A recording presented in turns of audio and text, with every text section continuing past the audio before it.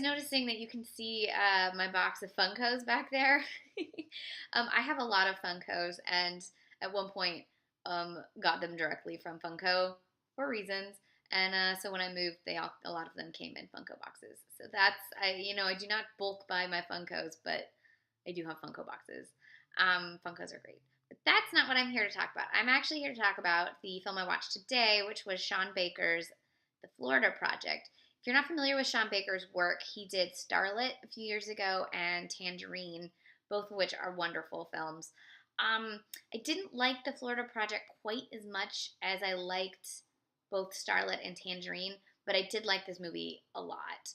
I think the very last scene sort of didn't resonate with me as well as I think I was in a feeling with the movie, and then the very last scene sort of pulled me out of it before I could fully feel it, and that sort of ruined the whole experience.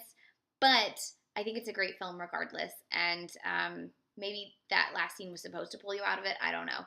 But this film is set in Kissimmee, Florida, right outside of Walt Disney World, aka the Florida Project, and it stars Brooklyn Prince as a 6-year-old girl named Mooney, who lives with her early 20s mother, played by Bria Venite? I don't know. Played by Haley. They live in a motel that you're not supposed to take up residence in, but they have ways in which the manager, played by Willem Dafoe, sort of helps the people stay there for not quite a month in order to not quite have residency, but basically they have residency. And you see, through the eyes of Mooney, you see her mother trying to pay this rent and make a living and feed her. And what the film really reminded me of was Pather Panchali, in that the entire sort of perspective is from this very small kid who doesn't quite understand what's happening, or understands enough but is still young enough that they're trying to just cover what they're seeing through magic, the magic of make-believe. And she's living in a place called the Magic Castle, so this make-believe is really all she's got in order to keep her childhood sort of feeling like a childhood. She has these friends. And it also, I was reading one interview where he was sort of somewhat inspired by the Little Rascals, which were originally a bunch of children during the Great Depression and living through the Great Depression, but by having adventures as Little Rascals. And I thought that was an interesting take, because I'm sure people reading the Little Rascals when it came out during the Great Depression realized sort of the context. But I think a lot of that context is lost now, especially with like that remake film where they weren't like poor children anymore and they weren't boxcar kids or anything. Another film this reminded me of was American Honey, which came out last year. It's Andrea Arnold's sort of look at this homelessness in America that's like hotel or motel homelessness, which is a very different kind of homelessness from what we usually picture, which is, like cardboard boxes and homeless shelters. It's, I think, what I've often heard referred to sort of as the working poor, where people who have jobs, but they are not jobs that really are enough in this society. And unfortunately, Haley, the Mooney's mother, isn't quite even working poor. She can't even keep a job. And you hear sort of bits and pieces from her background that make you think that perhaps she is unemployable. But she's doing her best. And one thing I found sort of interesting, and maybe could have been developed more, but I'm not sure, because I don't even know if that's really the point.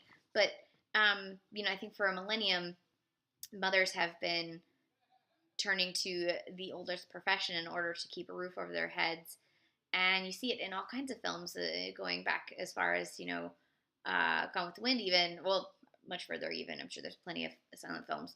I'm sure I've probably even seen some. But like in Gone with the Wind, Belle Whatley, is, a madam, but she has a son that's gone away to school. And I think society continually demonizes women who that's their only option. And for millennia, that's been a lot of people's only option. And it's a real industry, and sex work is a real job. And it's not going to go away anytime soon, I don't think.